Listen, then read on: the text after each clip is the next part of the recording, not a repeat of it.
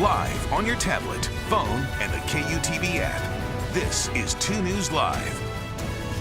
Thanks for joining us on 2 News Live. I'm Brian Schnee. Wednesday, August 30th, just flying through the summer. Going in depth tonight on an app that parents and teachers should be aware of. Also the latest on now Tropical Storm Idalia. Before we dive in, here's a look at what's making headlines tonight. You can find all these stories on our website right now, KUTV.com.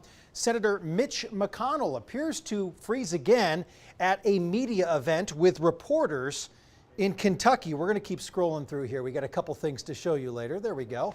It's unclear exactly why McConnell froze, but a very similar thing happened at the U.S. Capitol last month. His office said he was lightheaded, and fellow Republicans later said that he was dehydrated.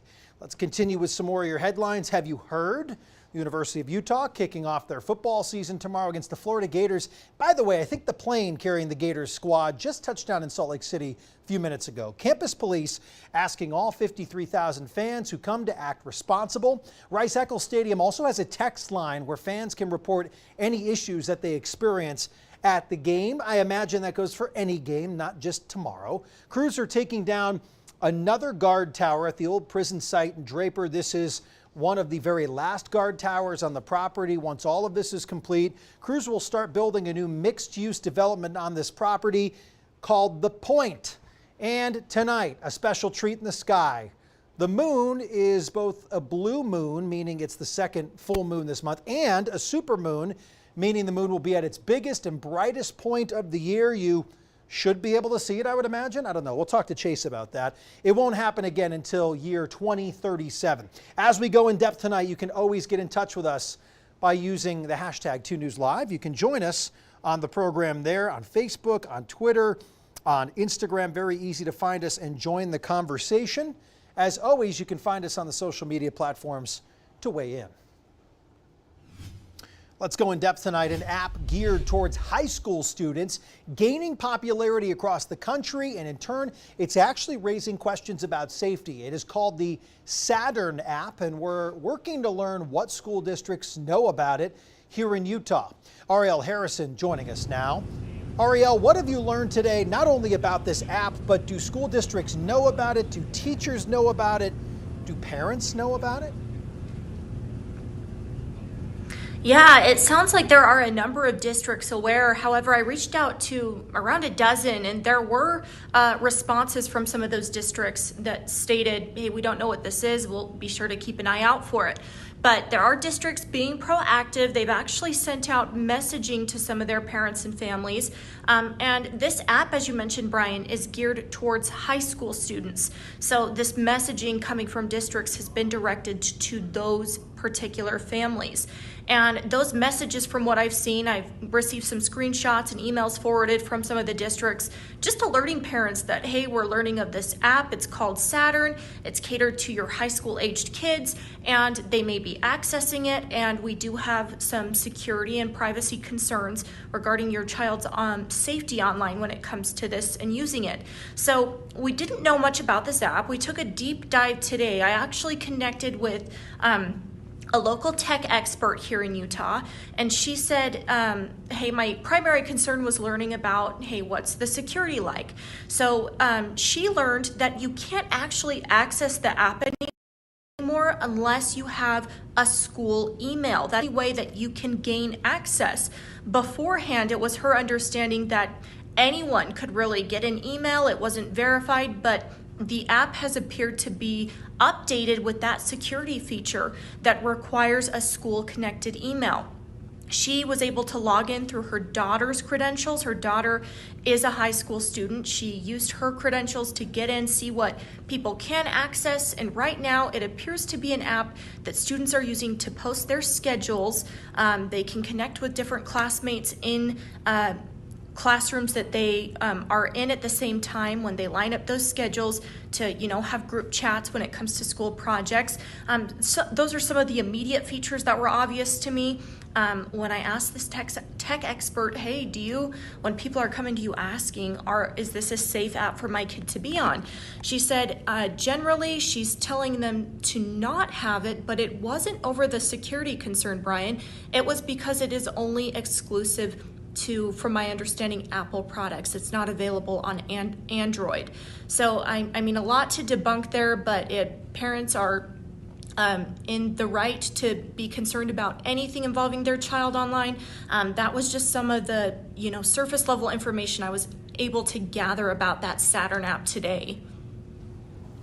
Ariel Harrison going in depth for us on the Saturn app. Ariel, thank you. I actually didn't know about this app earlier today. First I'd heard about it was today. So let's take a closer look at what exactly this app is designed to do. Ariel mentioned some of these. It is designed to operate on a school-by-school basis. Was hoping that would pop out for you. Also interact with same schools within the same school. That's the hope, that people are able to interact with their fellow classmates. Mainly used, again, as Ariel mentioned, by high school students. No mention of middle school, elementary at this point. High school teachers can use the app to track down schedules or send a note to their class, but teachers cannot communicate with the students on the app. That is also part of some people's concern. The current version launched September 2019. Students can view the class schedules of their peers. They can make some notes about basic homework assignments and such if they choose to.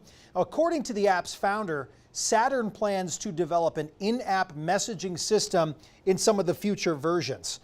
Continuing to go in depth right now, let's look at who is able to use the application. To access the app, a student or teacher must verify their affiliation with their high school by inputting their school email address. That's what Ariel mentioned to us. School becomes available on Saturn when it has at least 20 students request some access to the app from the school.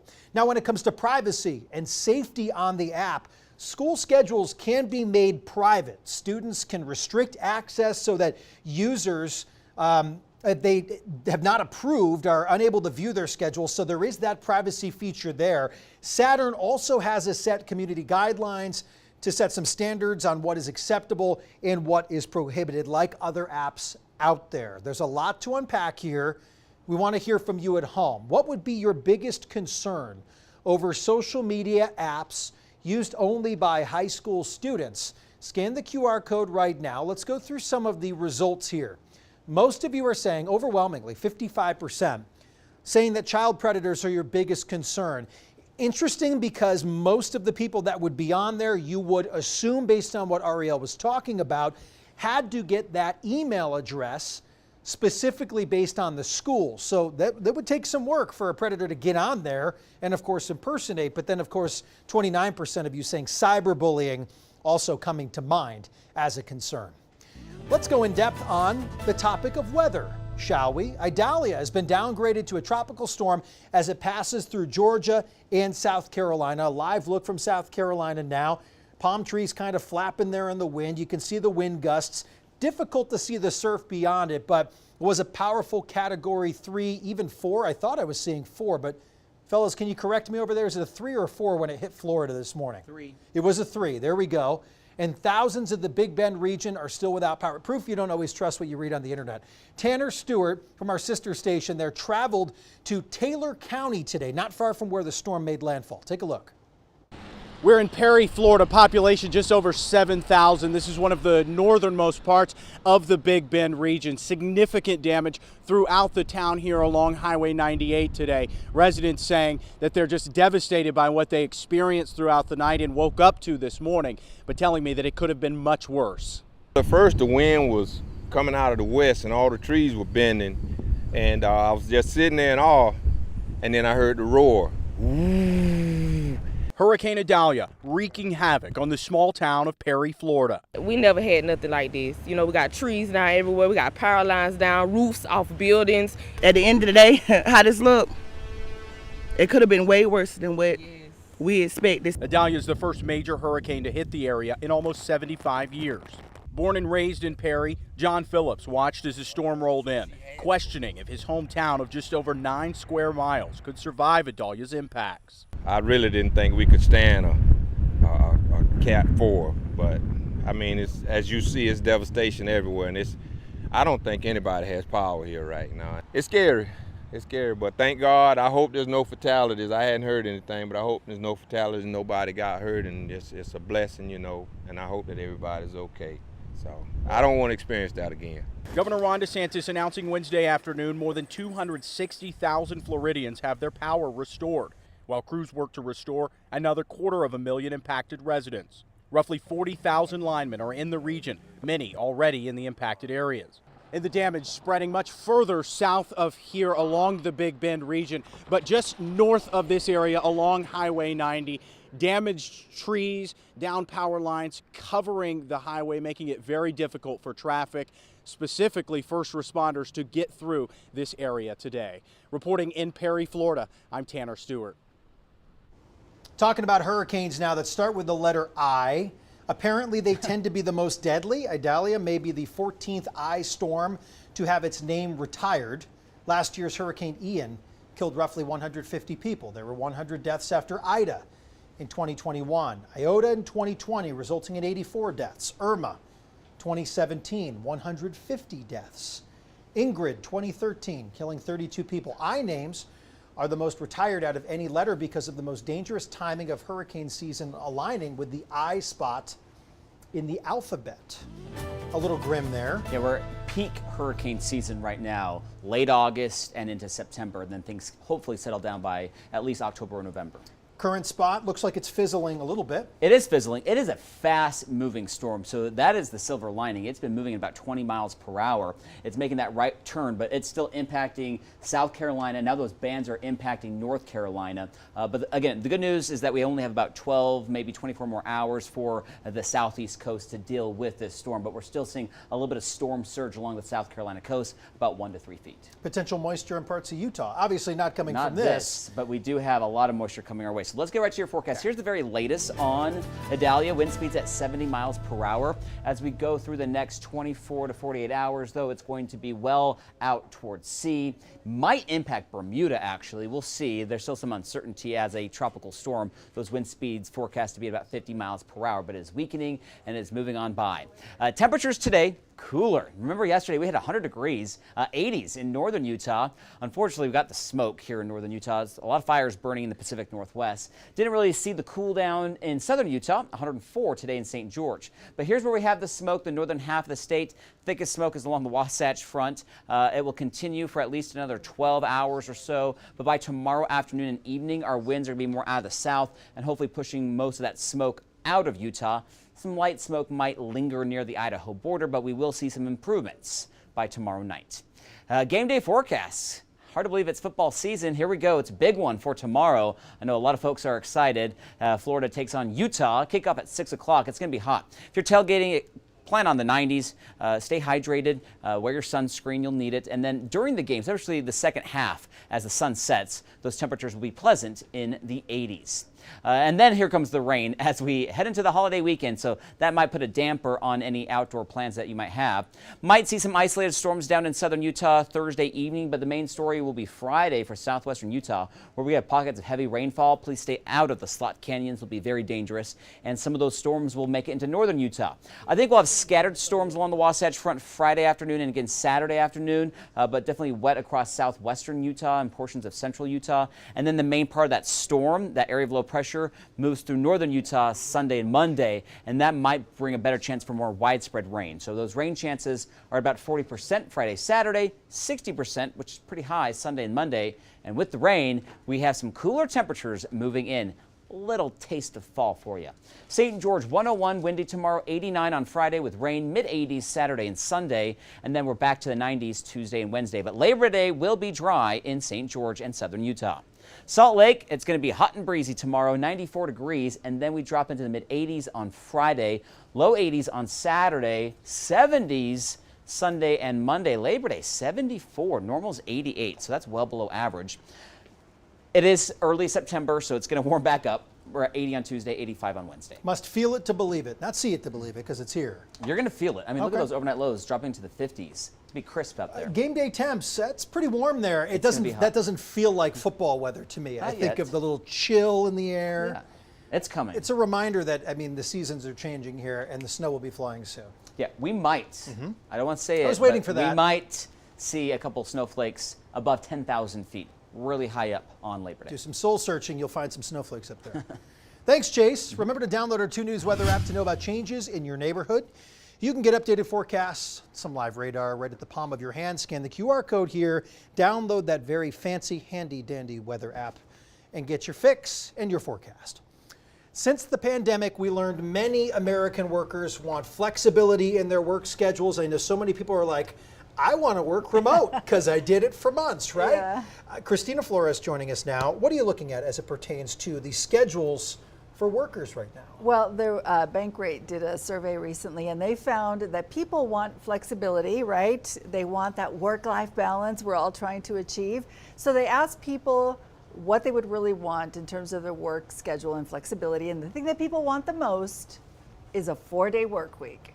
We all want a 4-day work week. Listen, I have the right to put an opinion forward on this. Yes, you do. I agree with you. A 4-day work week would instill a true work-life balance. I believe. Even it would get us closer. Well, even to if it's that work-life 4/10s, right? Compared to, I know that some people, there has to be the 40-hour No, work and week. people are, so what the survey found is that people are willing to work more hours during the 4 days in order to get that, 3-day weekend. Yes. They're also willing to switch jobs if they had the opportunity for a 4-day work week. And they're willing to switch careers also in order to get that 4-day work week. So people really want it. Another interesting thing is that across ages, oftentimes people feel differently about hybrid work, remote work. Younger workers prefer over older workers. But when it comes to the 4-day work week, full-time workers of all ages overwhelmingly in this survey wanted the 4-day work week. So what needs to happen to make that a reality too? I mean, we're all about trying to get some results here. I Yeah, mean, but the it's pitchforks. It's up to employers, Yes. right? And so we've seen a lot of people negotiating more with employers through unions, et cetera. There are a lot of strikes happening in different professions right now. But really, it's this tension that's happening right now between employees and employers, trying to get to this place where people are happy at work and they like their schedules, and employers are also getting what they want. Personally, so obviously I worked at a television outlet during the pandemic, right? I had a little bit of remote work, Yeah. depending on how things were in company philosophy. But to do this job, I like being in person. Yeah. I think it allows for those conversations with all of you at home, meeting people. I agree with but you are on there that. is it still right now, is remote work still at like an all-time high or anything after the pandemic? Remote work is still happening, but obviously there's more of that tension. A lot of employers are saying, hey, you know what, this isn't really working for us anymore. We want people to come back to work. So again, a lot of employees are trying to say, no, we can make this work. We want this, so who knows where we'll land. But it's definitely a conversation that's happening in a lot of workplaces, including our own, right? I feel like this is relatable for a lot of people Yeah. and a lot of industries across a lot of boards. So probably, this won't be the last time I No. imagine we will be talking about It's an this. ongoing conversation. All right, looking forward to more. Just yesterday, Christina did a story on the latest jobs situation here with an Eye on Money report here. The latest number of available jobs in the U.S. dropped to the 3rd consecutive month here. So you can see that story on our website, KUTV.com. A lot of Christina's stories right there on that Eye on Your Money tab. Some really good pieces out there. Consumer pieces, things that matter to you. You can always submit some tips, content ideas by sending her an email, cflores@KUTV2.com.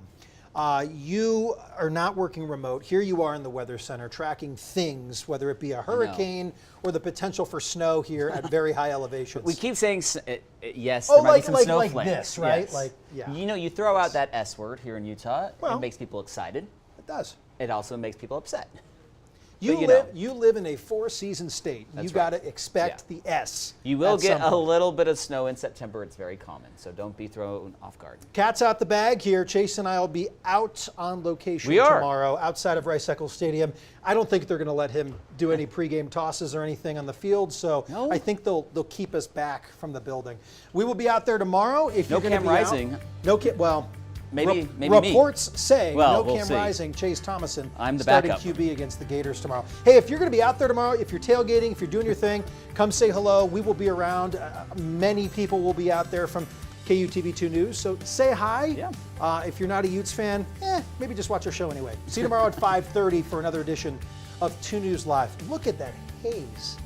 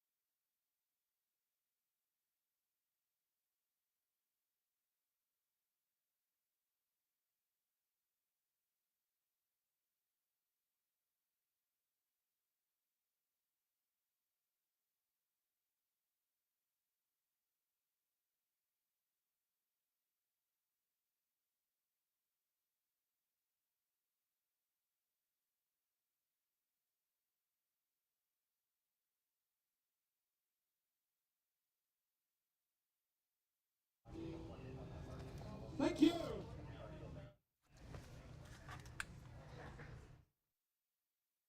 Yet.